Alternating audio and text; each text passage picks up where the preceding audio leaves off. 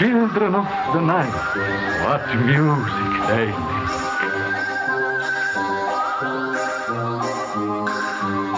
Fear. The spectacle of fearsome acts. Somebody steals from me, I cut off his hands. He offends me, I cut out his tongue. He rises against me, I cut off his head, stick it on a pike. Raise it high up so all in the streets can see. That's what preserves the order of things. Fear. Wanting people to listen, you can't just tap them on the shoulder anymore. You have to hit them with a sledgehammer, and then you'll notice you've got their strict attention. Let me give you a little inside information about God. God likes to watch. He's a prankster.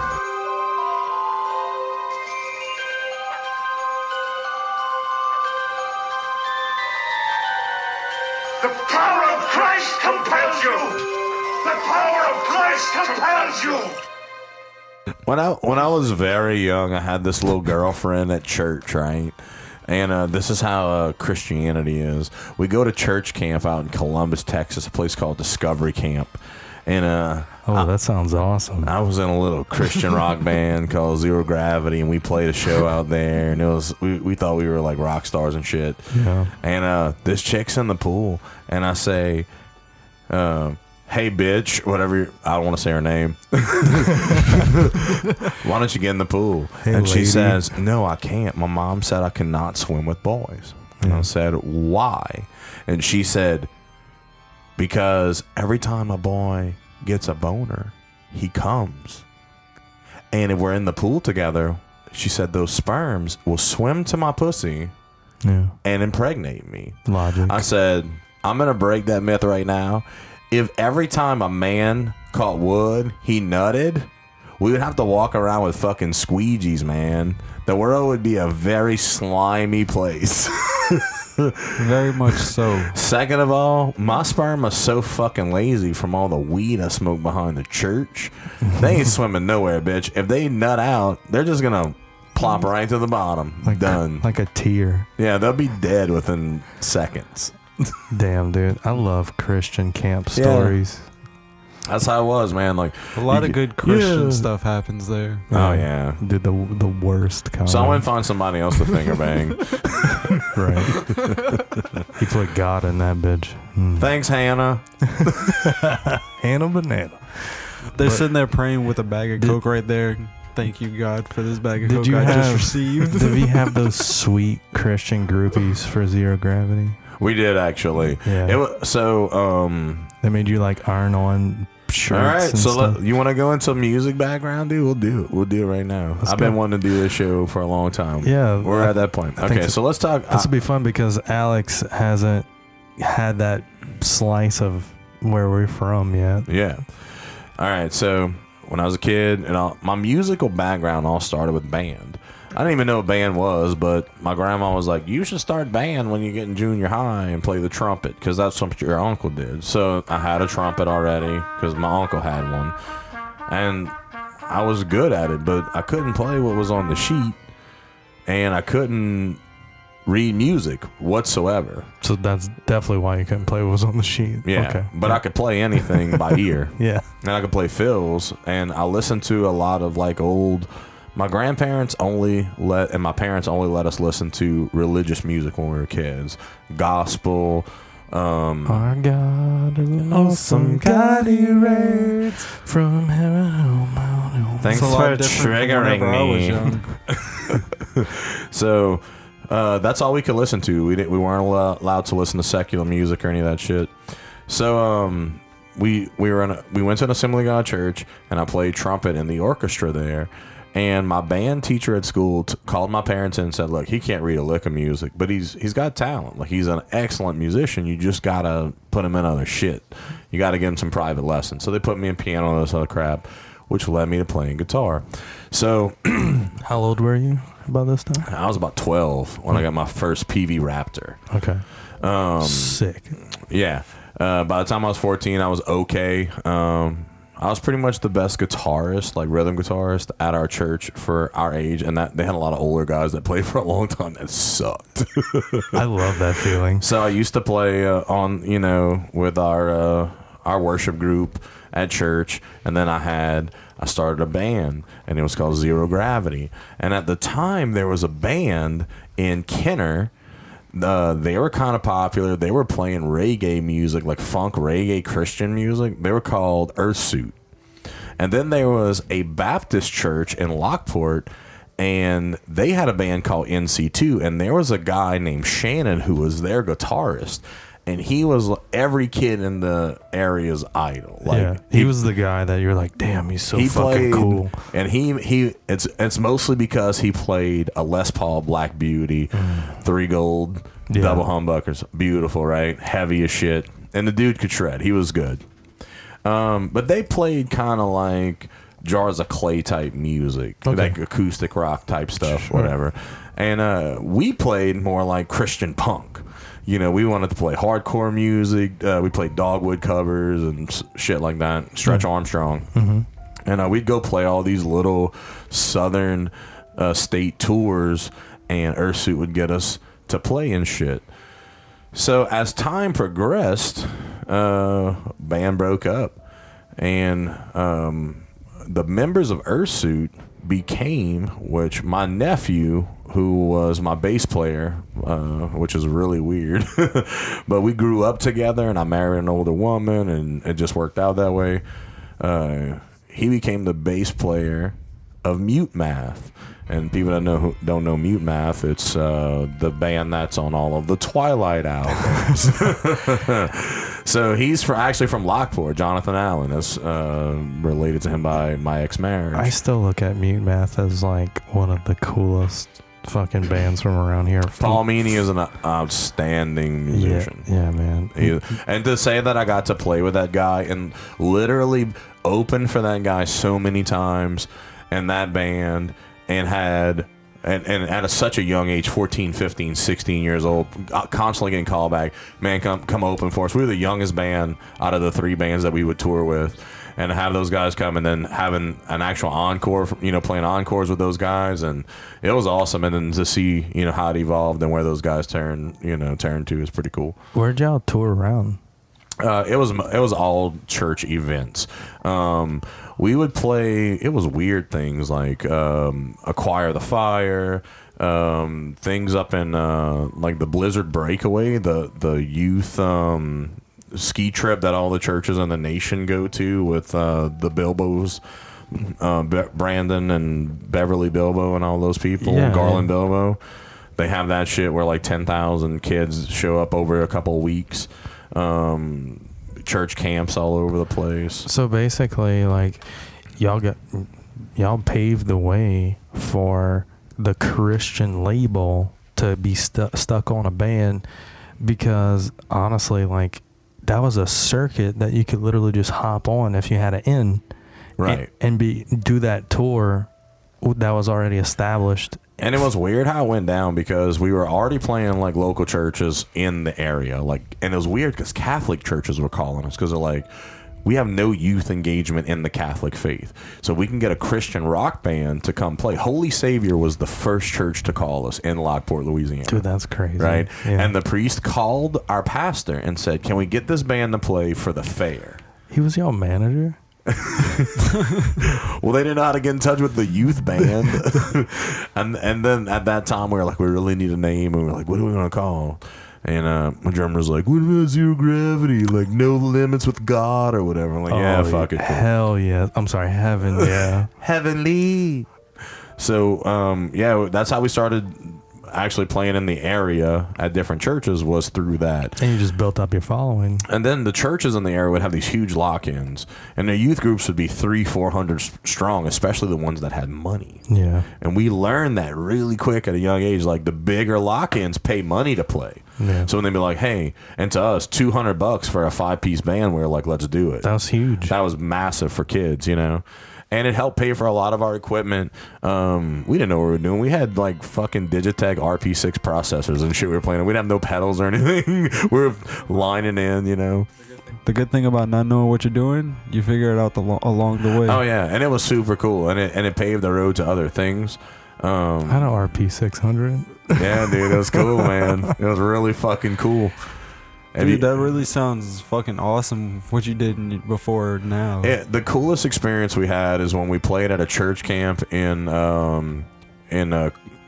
Columbus, Texas, at Discovery Camp, and the reason being is they told us to go out on stage, and it was dark through the auditorium. It was this huge auditorium, and the stage was shaped like a little octagon. It was a little platform that came up, and the band was situated up there. And when the lights came up around us, they had a lot of spotlights on us and shit, and it was like an octagon frame up top that had, you know, the old digital lights that had the gels on gel spots. It was like that, and it was all automated, so you could see about the first 10 rows, right? And then when we were done and they were like freaking out and you couldn't hear yourself and the lights came up, you could see. We realized that there were 3,000 kids in this place freaking the fuck out. They actually thought we were a band. They actually thought we were doing some shit. You touched every one of those kids' last soul. Yeah. Oh, I'm glad you said that last part. Don't say that. I am not Uncle Joe. I can smell your heritage. Oh, there's your Christianity. Yeah, it's strong today. But it was super cool. Those kids remembered that. How'd that pan out? What happened? It pretty much panned out with me getting married at a very young age. I was 16. I got married to a 21-year-old woman. I knew it was the devil. And I quit all that shit, went right to work, had kids, the whole nine. And then later on in life, I started playing with local bands. I was trying to get back into the music scene, so I played like casinos and along the Gulf Coast. A couple different fucking bullshit bands that would play tons and tons and tons of oldies and covers and crap, and $1,000 a night, man, you know. But it's weird because when I was a kid, because all I could listen to up until I was about 12 or 13, I remember I was probably about 13. I got in the truck with my uncle. We went to Frank's Supermarket in Lockport, and he's like, "Hey, you heard this new band?" And he popped in Creed, My Own Prison, and that was the heaviest thing I ever heard. And I remember feeling conflicted because I was like, and I just started playing guitar, and I felt this knot in my stomach. I was like, Mom would be pissed if she knows listening to this shit. Turns out it's a Christian band. Well, yeah, I didn't know that, right? But it was also like, dude, that guitarist is killer. Like, that's the first thing that I was thinking was like, yeah, this guitarist, I didn't even know who he was, you know? And that opened up my eyes, and then I started listening to Christian rock music, and then I got really deep into some really weird Christian rock music, like Bride. Go listen to Bride and tell me if that's not teetering on Satanism. You know? Is that all that Screamo stuff? It's not. It's very weird, old, like Smashing Pumpkins sound in 80s rock. Yeah, really pre-Screamo. You were probably like one... Around that time, two. there used to be a company in Houma called White Horse Concerts. They mainly put on major Christian concerts in the South Louisiana area, all the way, I guess, to where like the Gulf Coast Coliseum is, right? And they also did a few secular bands, but if they were too secular, they wouldn't fuck with them. Well, they would come to our church and ask if any of our youth group would want to go and roadie for them for free tickets. And all you had to do is go and load their shit, break down their shit. You got to meet the band, all that crap. So I got to Petra, Guardian, all the big, 80s hair metal Christian bands. Yeah. I got to meet all those guys. I still got autographs from all those idiots. That's I got pretty pics badass. from most of them. And then a lot of they would have a band that was, say, like Guardian, who was an old metal band, and then they would have a young punk rock band like Broomtree. Hot young chick playing punk guitar, bass players picking away, throwing picks into the crowd, sweating all over like a fucking hog, really shitty 3-chord progression. But kids loved it back then. That was like awesome for us. You were able to bring in two different sets of crowds and all under the God umbrella. Old people would go to see that, and their kids they would bring their kids, and they'd want to go with them, and they would pack a house because the kids got to see the younger ones. They got to see I got to meet All Star United, a huge UK band, in the early 90s. And that was like super cool. But that paved, it was weird how from the heavier godcore, hardcore, Christian metal side I was. I got out of that, and then it was like for a little bit of my life, I was kind of only into acoustic music, right? And then all of a sudden, when I hit 28 years old, I'll never forget the day I went to visit my cousin Gigi in Fort Worth, and she took me. She's like, dude, you'll never guess where we're going tonight. I'm like, where? She's like, see this reggae band at the House of Blues downtown Dallas. We go and see Pepper. Ooh. And when I saw Pepper, and Swayze opened for Pepper, and I'd never seen those guys before, and that opened a whole new world. And now bands like Revolution, The Green, you know, you can go on and on with Simplified, Expendables.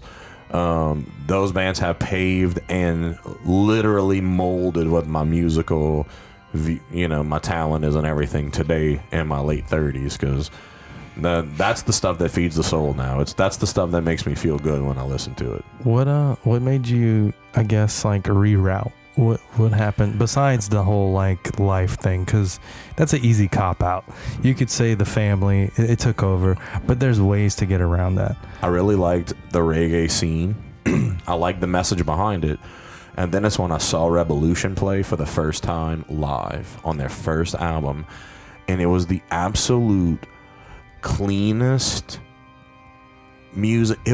I can't even explain how crisp their sound is live. It's perfect in every way. They never miss a lick. They never miss a beat. And you feel every single note, every riff. It's the way they put it together. All those guys met while they were in college for music. You know, they all met in a music room. Yeah. And they took all of that talent, all that knowledge, and putting that together to make this freaking incredible band. And people say, a lot of their shit sounds the same. To me, it doesn't matter, dude, because if I'm sitting on the beach with some earbuds and I'm smoking a blunt in the Bahamas, Revolution is there for me. Iration is another one. You go watch Iration live on YouTube in the backyard. Those sessions are killer. They're sitting there playing on Martin Coca-Colas that will change your life. Just feeling the tone of those guitars is amazing. And to see all those brothers sitting there, when you watch those Hawaiian bands, The Green, all brothers, there's like 7 or 8 of them in a band, and I saw them live, and it's just the harmonies were so perfect. All of their guitar harmonies were on point. Everything was just so perfect. And it gave me a new appreciation, because 3 and 4 chord progressions just wasn't doing it for me anymore. And when you have that intricate progression where every single instrument is in sync, where it plays off of each other, and that's why I am an advocate for marijuana, because if you're going to tell me that ain't inspiring to watch talent like that happen when you're high, there's nothing in the world that's going to convince you. I'm sorry, you're just not that person. Yeah, that's pretty killer, dude. And what's awesome is that, like, you never lost that passion, No, because even just in the last couple of years, right before COVID, like my wife, she was like, you never guess who's coming to town. Who? Billy Joel. But I saw Billy Joel, old ass Billy Joel, and he killed it. And his band was amazing. Right after that, we went to the IP Casino a month later, and she took me to see Peter Frampton, and I was 10 rows away from Peter Frampton just 2 years ago. That's cool. And that was amazing. It was amazing. Like I still have my Southern rock roots, and I still like Southern rock music. And, I went through that whole drinking phase and shit kicking at the bar and Pantera. Bartender, I really did it this time. I've been through all those phases. Pantera walking. Yeah. We've been dude, there. Sounds like you did a lot in your childhood, or just in your younger life. When I got married at 16 and moved out and then got divorced by 24, I hit the ground running, and I said I'm going to do as many things as I can that I missed out on, because I was in a staunch religious household. And also, a lot's attributed to just where I've been in life. I've traveled the country. I've been out of the country quite a few times. I've done a lot of things too recently in the last, say, 7-8 years because of my wife. My wife's very adventurous, you know. Let's buy a ticket tomorrow and go to Vegas for 4 days. Okay, let's roll. You know, I've never had somebody push me like that. So that's a really cool thing. Yeah, it's awesome Absolutely. to have somebody who's always wanting to be on the go. And if you find that person in your life, you keep them there. Oh yeah, Especially she's if amazing. You're an advocate for that shit, you know? Right. Some people, that would be a really bad time. Oh yeah. Like if Randy told me one day, he's like, hey, I want to get us a plane ticket to go to, you know, Aspen so we can look at some mountains and we shit. leave tonight. I would be like, have fun. but you're already packed and leave tonight. I'd still think about it too much. Dude, I got home last summer in August, and she had 2 kayaks on top of the truck with everything packed. Where are we going? Did you not always say you wanted to go bass fishing in kayaks on Toledo Bend? That's where y'all going. And we left and we drove out and we went. And that's what life's about. You know, people say, are you living your best life? Are you living your best life talking shit online? Acting the ass, being a fucking moron? Or are you out there living, seeing shit? I've been to the Bahamas 3 times in the last 5 years. And let me tell you something. Every experience was more amazing than the last. The only trip I ever been on that I really enjoyed Was acid trip. No, was me going to Colorado with a few of my buddies. That was the only trip I ever been on. I did go on that trip to South Carolina not too long ago. Yeah, and that was cool. That was definitely cool. But the trip to Colorado, that was just... But even if you get to get out and go see something locally, right? You don't have to go far it's the point of stop sitting in front of your fucking TVs and in your computers. There's so many awesome things. Dude, you ever been to Brobridge? Mm-mm. Dude, what a cool little town. It's like 2 hours away from here. You go there, best crawfish you ever had in your life. Dude, it's amazing. Little antique shops, little fucking coffee shops. I'm walking down the thing, me and my old lady. Dude sitting outside the coffee shop playing old steel guitar blues. Cool as shit. Cool feel, you know? I'm one of those people that, like, I love doing shit like that, and I will fight it until I get to that point. Yeah. Because I'm always like, man, what if I do this instead? How is that going to happen? Yeah. I overanalyze the garbage out of it. That. And sometimes the best way, I gave some advice to someone today, and I really need to take it too, is instead of thinking that you're in control of everything around you and you're responsible for the things that happen around you, or say things that happen to you, why me? Instead of that mentality, go after the things that happen. They're happening through you. So your influence is dictating what's going on around you. That way you're easier at letting go if things don't go the way you thought they would. Because the biggest part of living your reality is accepting the fact that you're not in control of it. Do you ever, this is a little off track, but you made me think of something else. Do you ever think to yourself, have you ever been in that moment? And I think I do this more now. I don't think I did it ever when I was younger. But like, for instance, last time I was in the Bahamas, I set up my GoPro because there was this huge hermit crab that was coming out of this hole. And I thought to myself, what if I wouldn't have been here, right here at this moment? I would have never seen this. Yeah. And how many other people are not seeing this? I've been out fishing with my buddy Billy out on the water, and I've seen phenomenons that I could not explain to you. And he's been on the water his entire life, and he's in his 60s, and he's still a charter fisherman guiding charter fishing every day of his life.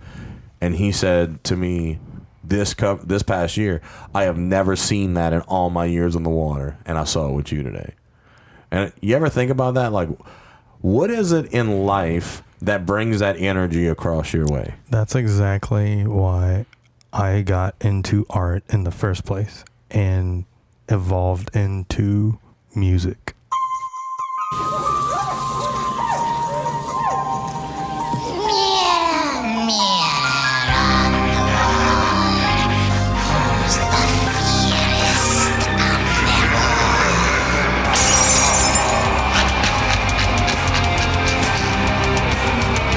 Looks like I just bought 7 years back.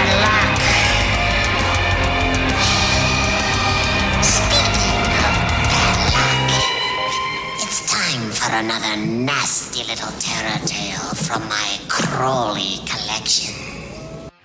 I had a very polar opposite coming up from that shit. So, I was about 8 years old, and my mom and my nanny was super, super into music, and I have no musical lineage at all. Like, no one in my family plays anything, but I have a lot of artists in my family, and they were all super into 80s metal, like 80s rock, 80s metal, 80s pop, in that time frame. Like Whitesnake? Yeah, that Really? kind of shit. Yeah. Yeah.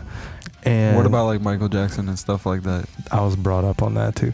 Not as much, because they were into the rock scene part of the 80s, like all your hair metal, all of the like What about Big Guns D. N' Snyder Roses? fans. yeah, Metallica. Twisted Sister, Metallica was like their big one that they really liked, and like Poison and fucking Warrant and shit, Guns N' Roses. all that garbage.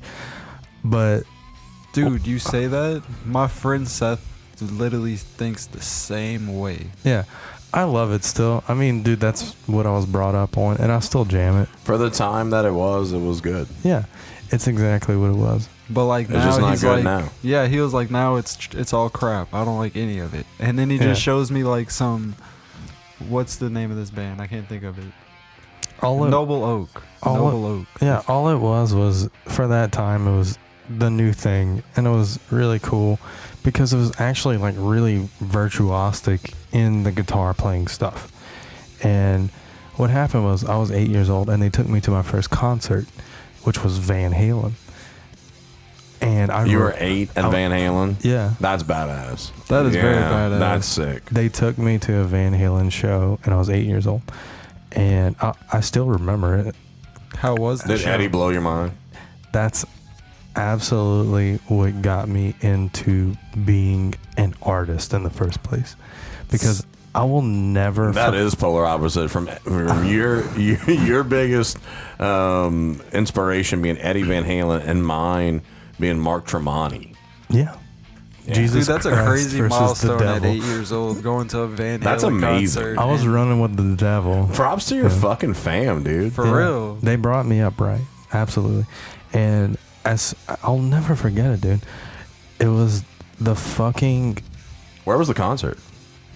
I want to say Lafayette At at the Dome. At the Cajun Dome? Yeah. Yeah. And the lights shut off. I remember this so vividly, and I could smell this weird stuff going on. Do you smell it in the studio right now? Is it a hint of what you smell? It's a faint reminiscing of aroma. the vapors. But I started smelling this weird shit, and I was like, "Hey, Mom, what is that?" And I won't forget, because she's like, "Oh, those are funny cigarettes." I was like, "What's so funny about My them?" grandma used to say that's clove cigarettes. Yeah. And the lights go to a spotlight on Eddie, and he just starts ripping Eruption. Awesome. And from that moment, you're like, I want to play that. I was like, I want to do that. And it stuck. Because. So you ever learned Eruption? I did. Sweet. Yeah. What happened was I kept the inspiration of what happened to me that night. Like, it blew my mind. This guy on stage ripping the fuck out of this guitar, and just completely had this whole auditorium focused on him, and he was not breaking at all. You know, he was just doing a really good job. He was just killing did it. not give a shit who was in the room. And that was just him on stage by himself, ripping the same thing in his bedroom, you know? And he was able to do it for thousands of fucking people. And from there, it just blossomed into like, man, what can I do like that? And then I used to doodle around, and like before that, and I just decided to kind of concentrate on drawing more. And this is how I knew I had the entrepreneurial spirit back in like fucking what, 5th, 6th grade. On the bus, I would draw pictures of Nicktoons for my friends and sell them for lunch money extras. That's funny you say that, because at in my junior high, Lightport Junior High, there was a kid that did that. And he would draw any cartoon character you wanted for $5. And I remember I bought a Donatello on graph paper, like a piece of loose leaf. He drew Donatello for me for $5, and it was legit as fuck, dude. I was that kid. That's awesome. So there's one in every school. Yeah, that's what it is. That's killer. That's good to know. See, that's a new thing that I bet nobody's ever even thought about. There's that kid on Probably the bus. not. What school did you go to? H.L. Bourgeois. That's a school? Definitely. was It's a like, terrible That sounds school. like an old faggot school. It's a terrible school. I was like, go to Meta Middle. He was at Golden Meadow Middle. Golden Meta Middle. Damn, he was to the way Big down that Wiggly. fucking bayou. Yeah, that's all the way down. How old I were already you know. when you got your first guitar, and what was it? So from there, I was selling my Nicktoon pictures, and then I started getting into making paper guns, and I started selling those too. Origami style? Yeah, dude. Damn, that's cool too. With like chain links for the fucking magazine clips and shit. And I was making Tommy guns. Dude, how much you were selling them for? I was selling them 10 a pop. Ooh. You're making bank. I was doing You was buying all right. chips So you at were the not doing concession any stand every homework. day. I was doing all right. You was buying chips at the concession stand every day. Let me put it this way. In 6th grade, Those I brought... candy sticks, Yes. and he was giving them to all the hoes. In You was 6th... selling them $1 a piece. Yeah, get them for 50 cents, get them $1 a piece. He was making his money I at was school. slinging shit at an early age. In 6th... And running for class president. It got way deeper when he got to high school. So what happened in 6th grade was this was about when Jankos got big, Oh no. and people were starting to get in, like my age, were starting to get into looking cool, right? And people wanted to have the Massimo jeans, When it meant something. the Janko jeans, the fucking Tommy Hilfiger, the Calvin Klein shirts. the Airwalks, Yeah. shit like that. So You know, Supreme. yeah, the Supreme of today, right? Let's kick this back like 25 years, and that's the Airwalks was Supreme of yesterday. So was Champion a thing 25 years ago? Yeah, it was the one that you bought at Walmart because you couldn't afford the fucking starter shit. When's And the if last you- time you've seen Champion at Walmart? if you could afford starter, a lot of times, which I could because my dad worked in the oil field, but you also had Converse, and everybody had Cons. Yeah. So what happened was I figured that shit out, and that's about when my parents got divorced. So I was kind of going through like this like thing where I was figuring out what the fuck was going on in my life. I took a turn towards art. Like that was my escape, and that helped me deal with a lot of things. And being creative in general has brought me to where I am now. And I always followed that path as true as I could because I felt like I was just chasing the feeling of getting to the point where Eddie Van Halen was playing Eruption for me, And I didn't give a fuck about the people around me that was smoking weird cigarettes. But he played that shit for me as an 8-year-old in the crowd, and I connected with that so heavily. So I was looking at people and what they were watching and what they were wearing and things like that, what they cared about. I knew every single student's pair of shoes. Every day they went to school. I knew who they were by the shoes they were wearing without seeing them because I studied people and shit like that. And that's when I started to figure out that I might be on the spectrum type shit. Like that wasn't a thing back then. Like Nobody judged. that wasn't There was no Nobody was spectrum. like- that was not a thing. But I knew I was on a different wavelength than other people. Right. Because who the fuck else studies other people's shoes that you go to school with and knows what how the definition of people's calf muscles? So a thing Because for that's me, what's, that kind of thought process. You say that shit out loud as a fucking 6th grader you're condemned. You know, that's not acceptable. You don't tell people that shit. But I can tell you, I was that guy you wanted to go to if you wanted something commissioned. Like, hey man, can you draw me this cool Airwalks logo? Yeah, dude, I got you. Made that picture, $10. Boom. I was that guy. What about like tests and stuff? Did you have the answers for all the tests? I was one of those kids that didn't study but got straight A's because... Would people come to you and be like, hey, I'll give you this amount of money, can you help me out with this test? No, I didn't do that because I wasn't that dude. I knew a guy that did that, and he got in trouble because they ratted on him. They turned on that dude. Dude, we don't sponsor rats on DSR. No rats allowed. Martha Stewart didn't rat, neither does the DSR talks. All hell. So, yeah, I was that guy. And what happened was I had brought a yo-yo to school, which was illegal at the time. And this is kind of what paved my way to where I got to start playing music and stuff. I brought a yo-yo to school, and Pokemon was legit, you know, like just came out, and I was super into it, but it wasn't cool to be into that. Did you have any of them first edition Charizard cards? Still do, homie. Do you have the one that's 40 grand? Don't have that one, but I do have the first prints of a lot of them. That's some good cards too, though. I have base set Charizard, not first edition. If only I had that first edition. Dude, you know the boxes that you buy for the first edition are really like $100 grand? Yeah, I know. I keep up. I still like it. I definitely keep up a little bit with it too. So I had ended up doing some commission pieces, and I figured out that basically I could kind of get away with a lot of stuff because the people that I fucked with, we were cool, but we weren't friends, but I was in a lot of groups type thing.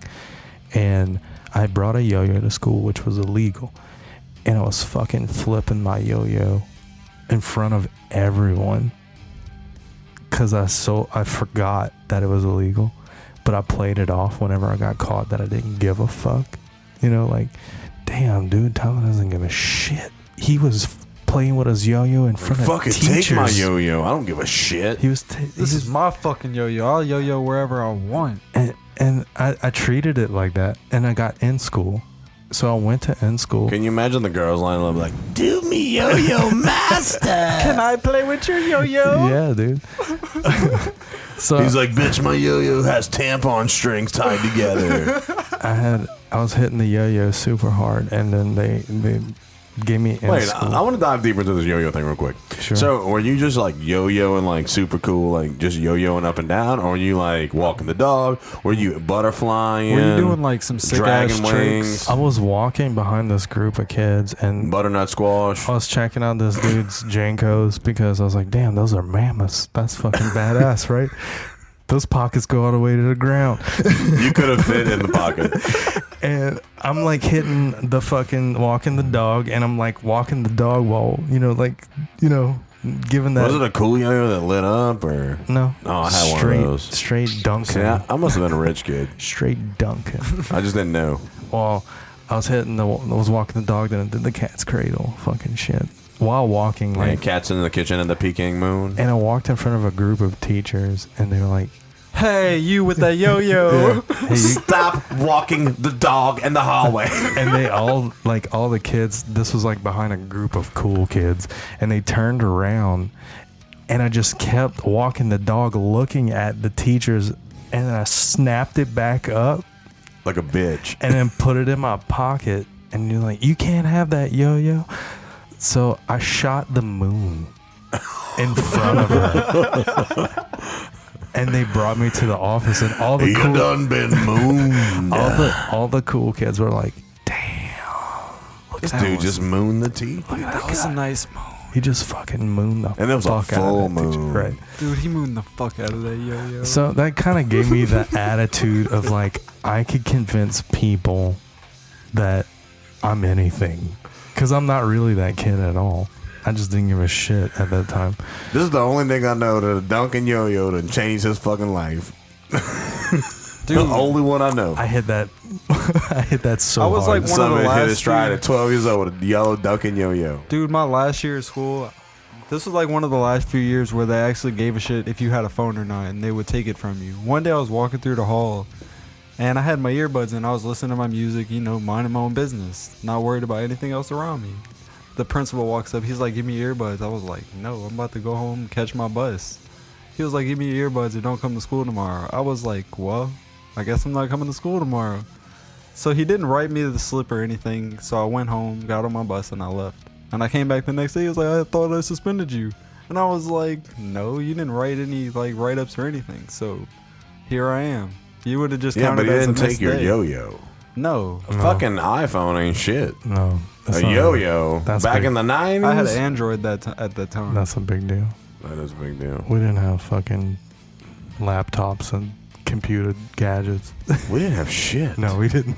That's why a yo-yo is so significant. Damn. 8-bit was so great. All right. Now we're at 64. I mean, I was one of those kids that had to go take their medicine of Yeah. Ritalin Yeah. during school time. Just to keep you So even. how much Ritalin Yeah. were you getting whenever you were in school at that time? I was supposed to be on a fucking lot of Ritalin, but But his mom liked to take a lot of it.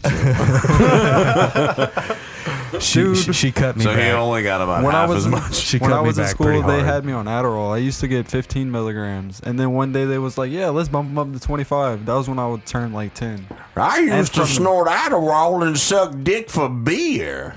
Yeah, doggy. So It got to the point where I was like, man, I could convince people that I'm fucking anything as long as I study what's going on. And the creativity part really took that over. So what happened was about 8th grade now, and I made a buddy because I moved schools and all that shit. I made a buddy that was super into music like I was too. And he was like, man, I've always wanted to play guitar, and I think we should both get one. We had the Musician's Friend fucking catalog, the Music 123 boy, catalog. that wasn't like porn to kids like us, huh? God damn, dude. We used to keep one in our bag. All right, so let's go back to MSF, right? and dream that shit So up. when you would open up Musician's Friend, Yeah. what was the guitars that, like, when you got to that section? Because you know how it was Jackson, Gibson, LTD, ESP, Epiphone. What was it that did it for you? At first, it was the Jacksons that went into the BC Rich. And I was super hard up on BC Rich. So what had happened was you'd have those dream guitars. It was like $600. That's out of our league. Like, oh my God, how do I make $600 kind of thing? So we decided to both get Strats as like a Squire, fucking $230 thing. And we busted our ass that summer to make that money so we could buy that, because no one was going to fucking buy it for us. And what had happened was he got his first. So he got a good head start running. And my stepdad found out that I really wanted one. So he ended up saying, hey, look, let's go to a pawn shop. I'm going to get you an acoustic guitar, and you can start that way. So I got this Johnson right-handed acoustic guitar that the action was fucking an inch above the fucking fretboard, bro. Been there. It was rough. And I played that motherfucker relentlessly for like 6-8 hours a day after I got off of school. And that was what consumed me, because as soon as I jumped into that, it was something I could fucking go down the rabbit hole on, and there was so much stuff to learn about it, and I loved it. Then I figured out that I was playing the guitar upside down, because I was naturally playing it left-handed. I'm a left-handed person, and I took the guitar and tried to play it right-handed, and I just didn't feel right, so I flipped it around. Cool. Sorry, I just caught wood. That was a bass. So I played that shit. That's of Jerry Seinfeld's bassist gave up. Boom, boom, boom, boom, boom, boom, boom, boom, boom.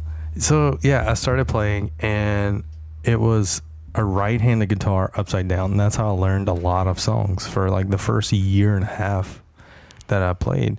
And that action, which is the strings from the fretboard, was so high that I built up such heavy calluses really early that when I eventually got a left-handed guitar, that was a Strat. And let me tell you how hard that was to find, by the way. Like a left-handed guitar in the first place. Exactly. I started playing that fucker. And, dude, when I say like 6 to 8 hours a day, absolutely 8 hours a day. Like, that's what I was on. As soon as I got home, that's what I did. And if I wasn't playing it, I was listening to like Metallica, because I'd get into all the 80s metal stuff, because that was like the thing that blew my mind with guitar shit. And then I started going down the rabbit hole about, dude, what else is there out there that is extreme like this, that people play crazy stuff on the guitar. And I started getting into Norwegian black metal. I had found something from, I don't even know how the fuck I found out about that stuff. As a really early kid, like, dude, the internet just fucking came out. I don't know how I found that stuff. But Dimmu Borgir was the much easier to look for Norwegian black metal than it is to download a boob in the 90s. Yeah, you're right. 100%. That was the first fucking band that got me into the weird side of shit. And I still love the band. You know, I still like their stuff. The theatrical part of it's really cool.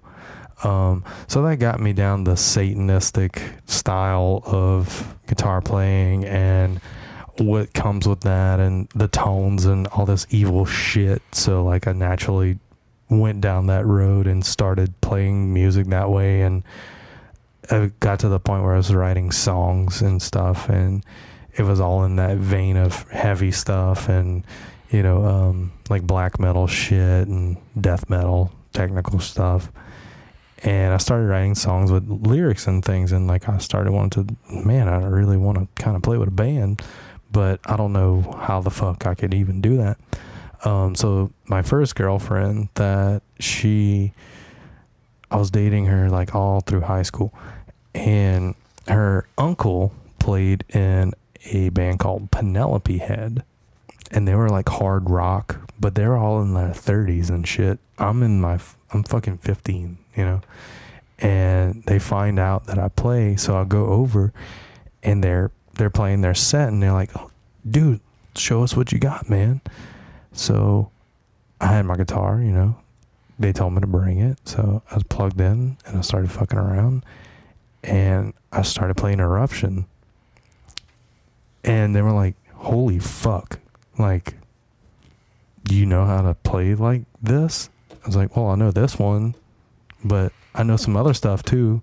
So I started playing like all this other weird shit that I knew from like learning black metal tunes and fucking Metallica and stuff. And from there, I decided to like start playing my original tunes. And they're like, dude, this is super fucking cool. Like, where'd you learn? I was like, just taught myself, you know, like this is what I like, so this is what I do. So they were like, dude, you should play with us, like join our band. So what I did was I went and learned like 13 of their songs and played over the top of what they played already, that was already established. And from there we played like a couple practices and stuff, and then they eventually broke up, and the drummer actually started doing like special effects on huge movies, because that's what his day job was. He did all the Final Destination movies and stuff. Shout out to you, he gave me my first That's wah. big. Yeah, he gave me my first wah pedal. That's insane that dude did that on Final Destination. Yeah. I hate driving behind trucks with Was laws it a now Vox? because of that movie. Crybaby. Crybaby, wow. He gave me that shit, and dude, I remember that was the first time I was like, I wasn't expecting it at all, and I always wanted a wah pedal because Kirk Hammett used the wah. You know what's really odd about that? Is that my first Crybaby came from you. Really? Yeah, the Crybaby I have I is the one remember you that. gave me. Yeah. And you were like, dude, fuck around with this, and it's awesome. Dude, I love a wah. It's so rhythmic, right? You know what else is crazy is same thing. First guitar was my actual first guitar came from a pawn shop. It was an Alberta guitar, an Alberta acoustic, and I played that thing for a long time, and then the head cracked. And then there was a guitar at Soundstage. Soundstage is closed now. Rest in peace. Cody was an awesome guy that owned that place. Super talent. Pee Wee, super good bassist. Yeah, I remember him. There was a Jackson DX10. Oh yes. And it was it dinky? It was. Mm-hmm. It was not only a dinky. It was an American dinky. It was quilted maple, and it was cherry burst. All red, but the cherry burst went very light. It wasn't a dark cherry burst. It was super, super light. Smooth. $1,500, and every kid in town that I played with wanted that guitar. Dude, yes. And I had a PV Raptor, and my machine heads tightened up so hard on them that it actually cracked my head on my top E. That sucks. So my dad pulled the money out of the credit union because he saw I had some talent. And he went buy that fucker. Well, I showed him to church that following Sunday and cracked open that case. Oh shit! And oh god! And to me, the guy that was jealous of me, I didn't understand it. I liked Jackson, but I really liked PV because a buddy of mine had a Phil Collins, a PC1 with hot rails. Oh yeah, and that thing was ridiculous. Hot man. rails. And believe it or not the quarterback. He's from Houma, Bobby Abear. Really good guitarist back from my childhood, but he played that guitar and it was sick, dude, and that's what I wanted. And I was like, why is he freaking out over this guitar? And he's like, dude, that's a fucking sick guitar. Yes. You know, and I was envied for a good while by all my friends because of that guitar, and they were like, can I play it? And I lost that in the divorce. I did lose that. I do not have that guitar anymore. But in my new marriage, I do have a Jazzmaster. Yes, you do. Phenomenal. Fucking beautiful. And I love it. And she also bought me a sweet Alvarez concert series acoustic, and that's very nice. But it's crazy how, like, if you guys knew the similarities between me and Tyler growing up, it's insane. We both have a brother that's the exact age difference from us with the same name. And I'm not going to say the name only because mine's a fucking asshole and I don't talk to mine. So, but it's the exact same name. And when we talk, and it's a little bit of an odd name, especially, no offense to our black listeners, but it's not really a name that a normal... that would be a normality in a white community. It's a very odd name. It's an odd name, but it's in the Bible. It is. It's a biblical name, but but his mother and my mother both changed the name a little bit. Yeah, it's crazy. And it's spelled exactly the same. It's so weird. What's really crazy too is like the similarities between us is fucking uncanny, but it's the polar opposites. Oh yeah, which is fucking even cooler. Night and day. Well, kiddies, I'm afraid our designer hanger offer has expired. Would somebody please get Mr. De La Renta out of here? Next up on the Home Chopping Network, it's time for the Crypt Keeper's Fashion Boutique. Today we're featuring my full line of Afro-V death care products. We've got everything from face cream to mascara. Try some. It's the best thing you can do for demise. I went back to my buddy that we started playing guitar together, and at a certain point, I kind of like passed him up, and he knew that. So we kind of had like a battle system between us. Like, man, I learned the solo from Call of Cthulhu this week. He's like, oh shit, I learned Cliffs of Dover. Yeah. Well, I'm going to go fucking learn Dire Straits solo. And then he did. And I was like, oh, man, that solo's fucking awesome. I want to learn that shit. So I went and learned it. And, like, we would battle that way. And I loved that competition, but, like, the friendly competition way. And we got to the point where we were fucking pretty good as young kids, to the point where we had the same science teacher. And our science teacher. I was about to ask. So when did it come to where you get this hard on from Mr. Vedros?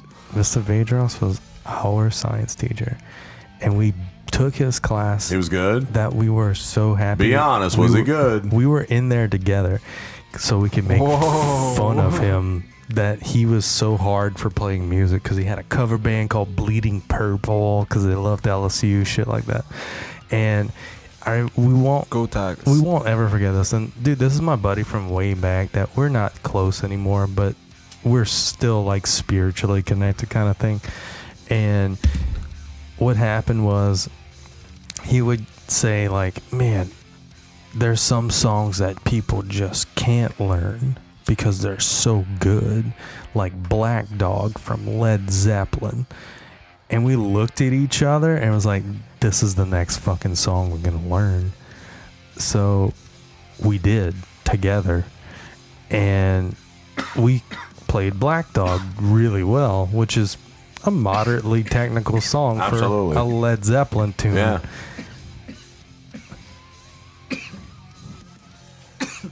You good, dude? That's good. I do it all the time.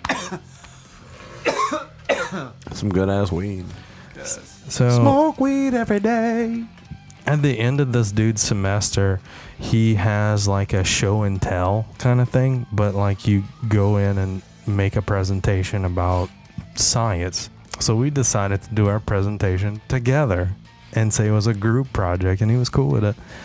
So what happened was we both decided to talk about the sonic waves of music in science. And we led up with us playing Black Dog at the end of our presentation for the teacher that said it was impossible to learn. That's like 35 years old, playing in cover bands, doing shit like this. And 2 fucking students do this shit to him. Can you imagine Tyler? He's like this little nerdy kid, and he's like, ladies, open your legs. You're about to feel sonic waves. And he starts shredding Black Dog. So, dude, I will never forget because I was nervous. This was the first time I played for people. Call in a janitor. We're going to need mops. This is the first time we played for people, and we were nervous as shit. But wasn't it South Lafourche, though? No, this was junior high. Oh, so it was way down the bayou. It wasn't even real people. This was like ninth grade. They're not real people in Pasadena Coastal. Yeah. But that's how we felt at Central Lafourche. But did you go on the stage and shred it out? Well, we were in the middle of the classroom giving a presentation, and we get to the point where we want to explain how music affects people. And this is a song called Black Dog by Led Zeppelin. And I looked directly at Mr. Vedros when I said that shit, and he's like, expecting us to fuck up. There's no way these 2 kids could play it. So we start in unison, just killing it.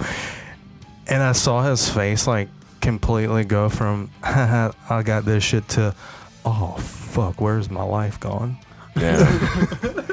And I'm not even a teacher because I'm a dumbass. What the fuck am I doing here? I'm still chasing that feeling. I love proving people that anything's fucking possible if you put your mind to it. Yeah.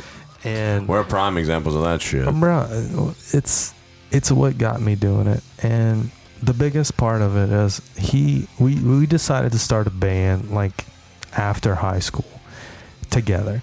And he played bass at that point because we didn't have a bass player for the longest time. So I kept playing guitar because he knew that him being on bass he'd be a killer bass player, and I could just play guitar. So we started finding members after college and stuff. Like we were in college, we just started, and we found other people. So we started like a metalcore band before metalcore was a fucking thing, and this was like 2006, at least to us anyway. So we were I was young, I was 18, and we started playing bars in New Orleans, and we would get free drinks because we were fucking the band, and we wouldn't tell anyone how old we were. I will say that I played in Austin, I played in Houston, I played all along the Gulf Coast, New Orleans is the most fun city to play in. Yeah. I love playing in New Orleans. Can I man. just say, I've never been to a concert ever in my entire life. Oh, you suck at life. Holy shit. Oh, we're going to dude, bust that cherry wide open. As soon as COVID lifts its groggy fucking balls off of our fucking foreheads, we're going to concert the shit out this motherfucker. I need to go. And it's going to be something epic, not some bullshit Nicki Minaj, pop your pussy, wop shit, Let's whatever. go to a music festival. We going to something It's going to be legit. Let's go to DSR something Talks. very epic. DSR Talks goes out on the road, and you'll see. But DSR Talks road trip. dude, what happened was we started playing these bars, and like I seen the attention that we were starting to get because we were a young group of kids that were doing like technical heavy shit, and I started to notice how people treat you after you play the show, as opposed if you just went to a show.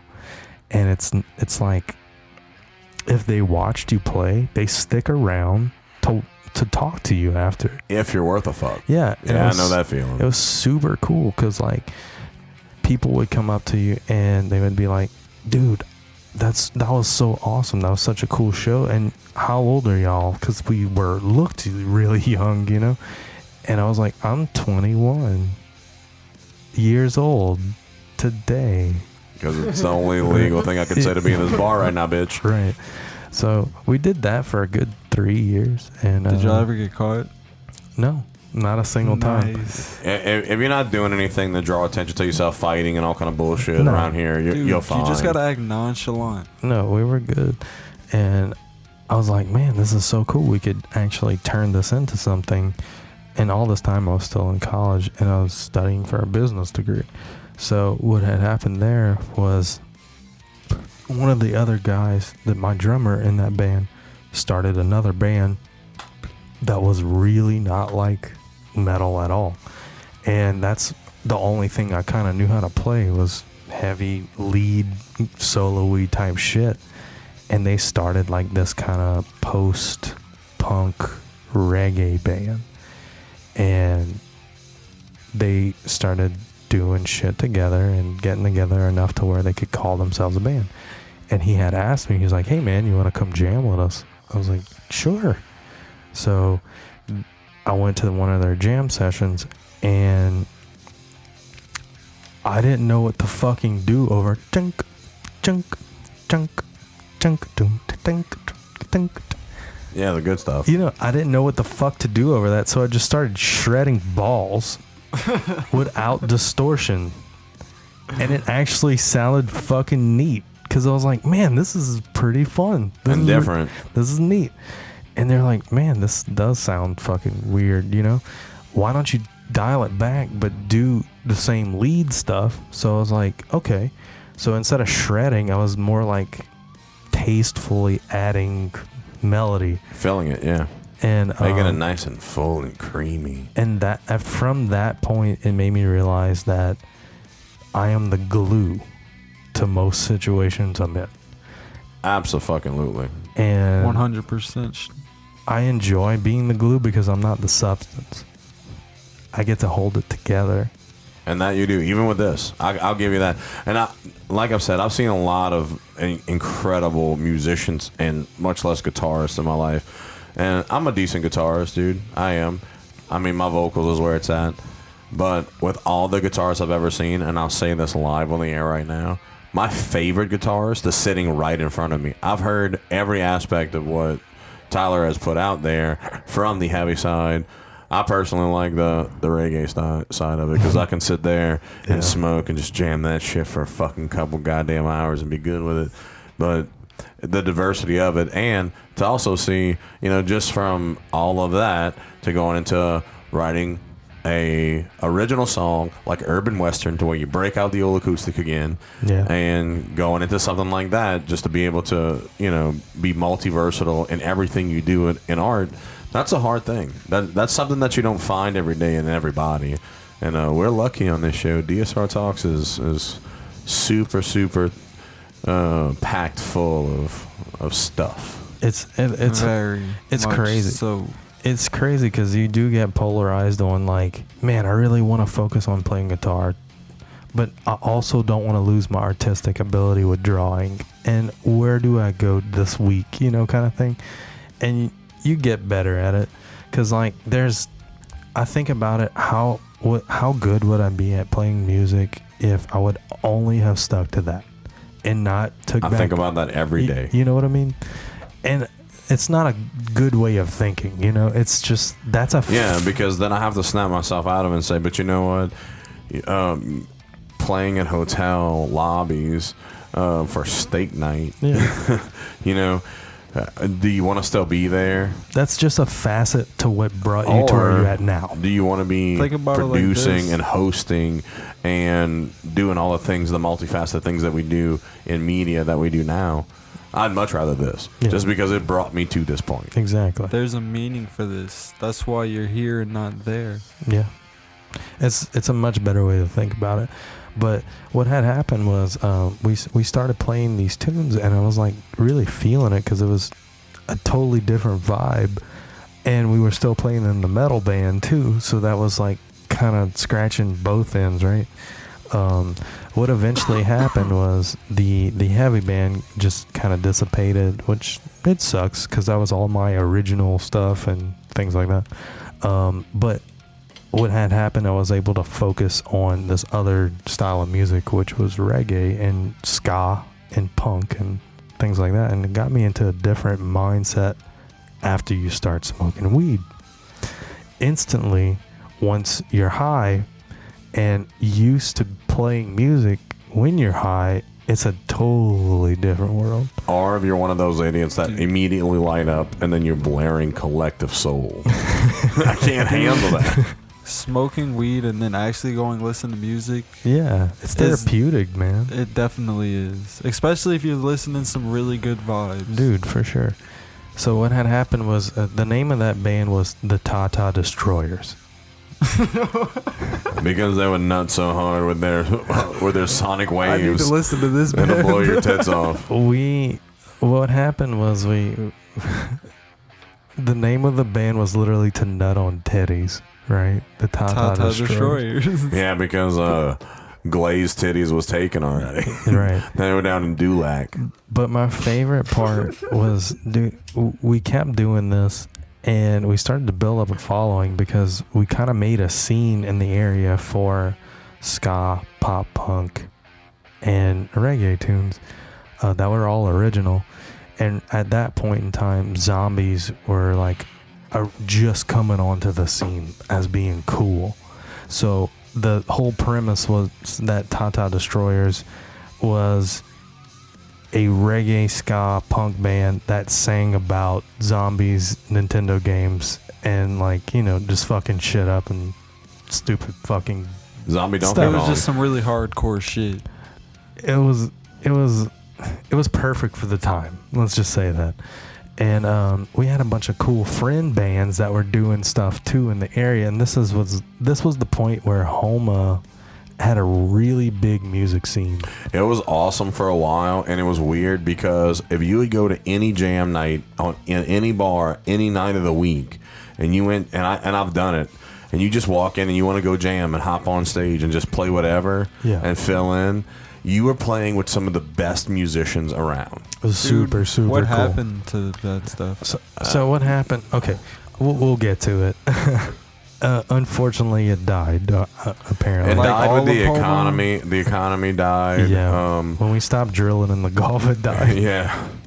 But so we built up a scene, and we had another band that we were really good friends with, Johnny on Coke, and they did a lot of ska rock tunes before us, but we ended up opening up for them a lot, and we built up our fan base quite a bit for over the next 4 years of doing that, where we were kind of touring around in the Gulf Coast. And what had happened was to this day, 9 years ago, we were opening up for Alien Ant Farm. That's badass. I just checked. Was that at Brick House? I just checked that shit. Yeah. It came up from my Facebook, and I was like, man, that's fun. I missed that show because I was working. And that's crazy that you even knew about it, right? Well, I worked at City Club at the time. Right. Yeah. we played there too. You know, and there was other shit going on. Yeah, lots of things. Other shit, yeah. We're not gonna go back to that club. No, but I was 24 at that time, and dude, we were doing pretty good, man. We released an album, and it was doing well. We had about 100,000 MySpace friends. MySpace was real in the 90s for when that was a thing, and totally forgot about MySpace. Right? Yeah, dude, that was a big deal. The big part of that, though, was what I got out of it was really branching out on my horizons of what I thought was cool. You know, I only thought metal and heavy shit was cool at a certain point. And then it just branched out to there's a lot of merit to music that makes you feel good, not just mad, right? And I really dove into that shit. And we lasted probably a good 6 years. We recorded in Sunrise Records in Texas. A lot of big bands went through there. Like fucking Sublime recorded there, dude. Yeah. And good shit. We made some really cool moves. I met Lil Wayne. Like, it's fucking wild, big dog. That's random too, because I have met Lil Wayne also in Gatlinburg, Tennessee. No shit. No lie. How you did that? That's insane, dude. I had just gotten married, and we went on a random vacation, me and my ex-wife, to Gatlinburg. We left from Lockport, drove up there. We pulled in. Boom, Lil Wayne. And, well, we were waiting for our room, and we got there a little too early, and we went to the bar, and he was there at the Plaza Hotel. No shit. At the top of the mountains in Gatlinburg. He was just chilling, drinking, like having a drink. Did you talk to him? Absolutely. I was a kid too, so like, you know, I was still young. So yeah. And that's when he was blowing up for real. Yeah, you knew who he was. Oh, I knew exactly who the fuck he was. Yeah. Because it's weird because a lot of celebrities stay in that hotel but it's not the nicest hotel, and it's not the most expensive. It's like $100 a night. Somewhere you wouldn't find Lil Wayne. It's if you look at any picture or postcard of Gatlinburg, you see this huge cylindrical tower that's way up on a mountaintop. Mm-hmm. It's because it has the best views. You can see from anywhere. It's an awesome view, no matter what room you get. So, Black Eyed Peas were there. I met them when I was about 16 years old on a youth trip. They were there. And also, the lead singer from the old band, was it Everclear? Yeah. Yeah, the blonde-headed guy. Yeah. He got married there, and I saw him there. Dude, that's crazy. Yeah, that was garbage. So my Lil Wayne story. We were coming back from a Tata show. We were playing in Baton Rouge, I think, at like the Dark Room or some weird shit. And we stopped to get gas in this kind of nice neighborhood. So I go in the convenience store, and I'm just fucking loaded out of my mind on the way back home from this show, and tired, like full of fucking dried sweat and everything, you know. So I needed like a Red Bull. I went and grabbed Red Bull, which was new. That was a newer thing to get a Red Bull, by the way. Was Monster Dave out at the Chappelle time, made that too? great. And I'm in this fucking gas station, and I can feel this weird ominous vibe, and I don't know what the fuck's going on because I'm fucking loaded out of my mind. And I grab the Red Bull, I go to the counter, and I'm waiting to check out, and everyone's just like, oh my god, is that who that is? Oh my god, who is that? Yeah. He's eating the Star Crunch. Right. Dude, you know who that is, man. And I look behind me, and I just see this tatted up black dude with long ass dreads, and I'm like, oh, that dude looks cool. And then I turn around And left. I get my drink, and I'm about to walk out, and the guy behind me was like, hey man, can I borrow $1? I was like, yeah. Lil Wayne borrowed $1 from you. I was like, yeah man, no problem. I give him $1, and I crank my Red Bull like super cool, like made a little stand, like you know, like I don't know what the fuck, I was loaded, so I was like, yeah. Because it helped the black dude out. I felt good about that. You felt like you paid back your reparations right then and there with that dollar. And I didn't even think about it and just put it back in my wallet. And he's like, hey, man, that was pretty fucking cool of you. You're a good dude. I was like, thanks, brother. And I knocked him.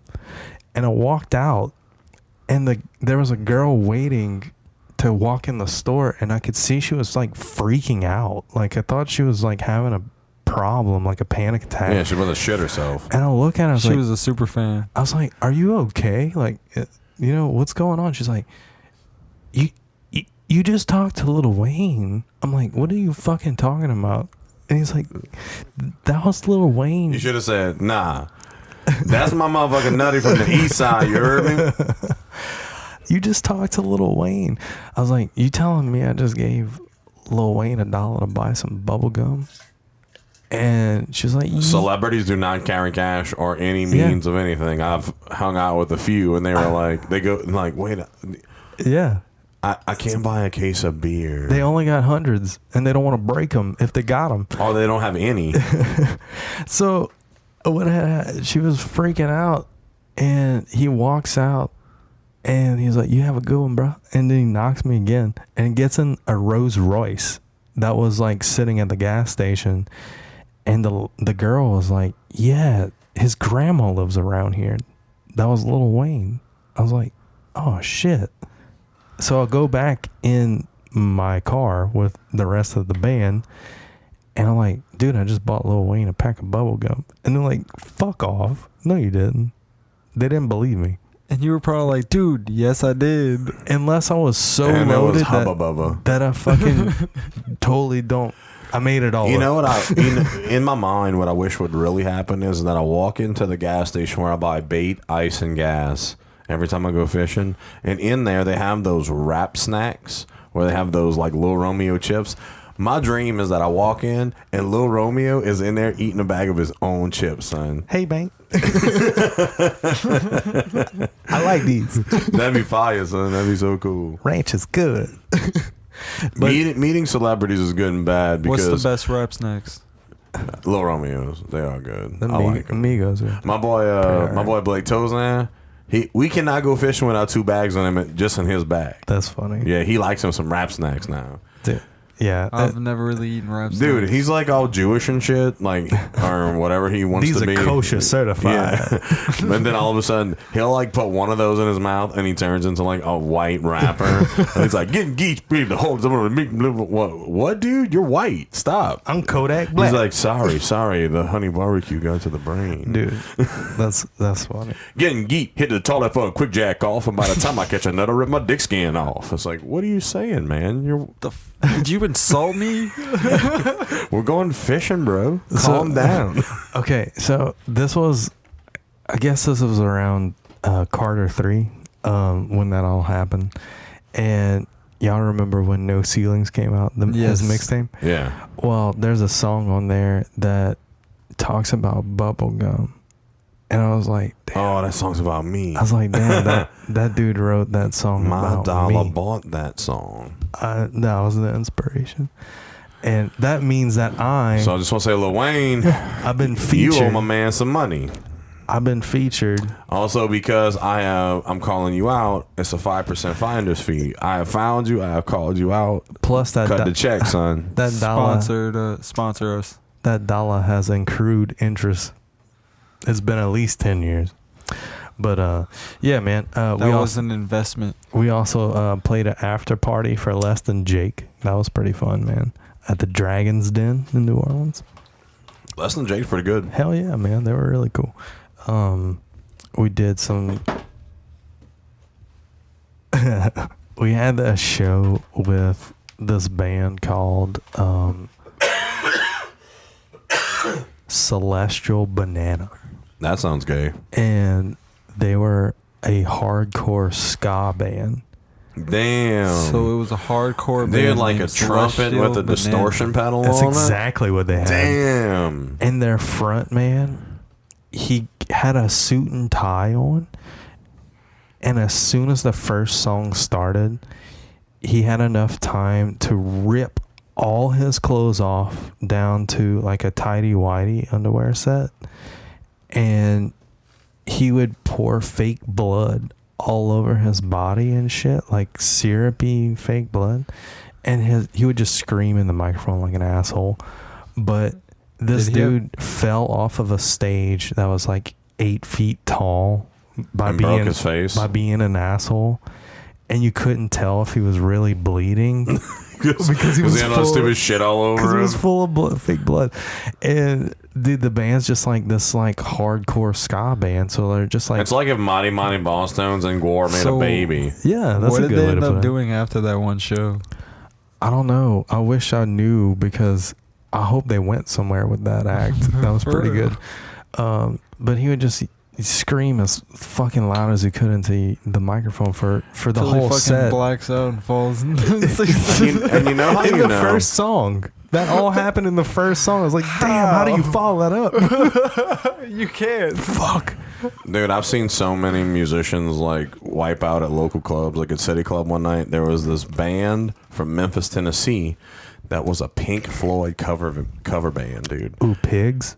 It was Pigs. Yes, sir. Oh, dude, and they were amazing. Fucking right. So they dude's are. playing steel guitar on the end, and I was the bar back there. And the guys, whenever they got there, like, dude, their fucking retainer list is super easy. All you got to do is make sure they got a bunch of this kind of beer iced up already in troughs. They like this kind of beer.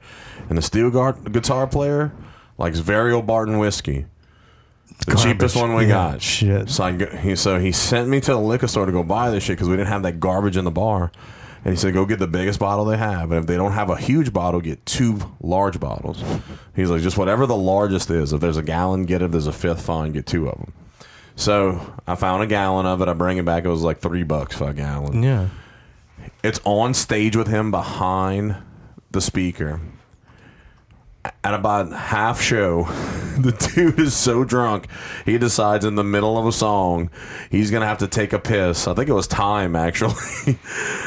Bro, 2 steps off the stage, face plants, doom, hops up, like never even hit the ground, just like gets up, goes take a piss, wanders back on stage, gets back on the steel guitar.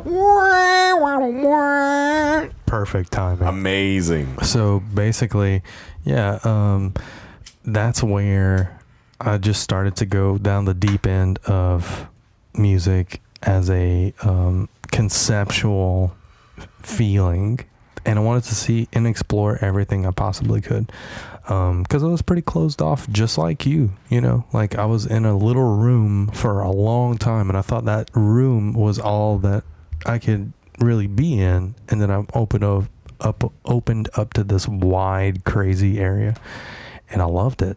So what had happened was I decided to start doing our flyers for our shows, and that's what got me into graphic design, and the drawing background just kind of played in with that. So it all kind of tooled together from that one time watching Eddie Van Halen. Was getting back to the graphic thing, though, of the posters that you made for the shows. When you and I used to work together, and you would make these really gnarly posters for our Christmas parties. Yeah. Like, I had no idea that was, stems from, the band thing and all that. I never, at that time, I didn't know you like that. Yeah. But, like, he would make these gnarly ass, like, for a Christmas party, like a bullshit Christmas party, and it was this gnarly fucking thing, and it was so cool. It looked like a music festival. Yeah. It's like a guitar. It looked like you had to pay admission to that shit, man. Is it some shit like that where they did with It looked like if you would go to Electric Forest and how they do their flyers. It was cool. I did our Christmas party flyers that way, and I'll probably continue to do them that way. But just follow the DSR Christmas party. Yeah, the following my creative set of mind was the best thing I could possibly do, because it's so difficult to be successful in a field where you get to be creative. And I feel like I'm finally at that point in my life where I have an objectively set mind on, I am worth this much now to people because I've charged this much for things that I've done now. And my amount of time I spend on something is worth something, which is really cool. And now I'm working for a guitar pedal company that I'm doing their graphic design stuff. And it just kind of like ties all in together, you know. And doing this show, like, it's a huge outlet for me because I get to do all the artwork and the direction that we give off when someone looks at us. And obviously I have a little influence on how we sound too, but the big thing is, what was so eye-opening to me was that someone was able to capture someone's attention for a set amount of time and floor them. And I've always chased that feeling. Not because I wanted to floor someone, but because I wanted to be that good at what I do. And that just came naturally. And I think I'm every day trying to progress to, you know, get better at anything I touch, you know. Well, there was a time when if you were a musician, it was more or less every man for himself, and art was the same way. It was a competition. It was always super competitive. Yeah. And instead of people bringing together, you know, their works, and seeing what kind of greatness can come out of it, and thinking outside the box, that's when you shelter yourself and you shut yourself off. I didn't have access to a lot of things growing up because of my religious pretense. So once again, on Dank Swamp Rebellion, Tyler has figured out a way to totally make my story sound super fucking lame, and his is super rock star and cool. Because all I get is Jesus, and he gets Van Halen. It's heaven versus hell. Heaven versus hell. Welcome to the rebellion, baby. Till next time, peace, love, happiness, the American way. Stay good and healthy and eat organics. Keep sniffing them kids, Uncle Joe. Open your mind and take a big whiff.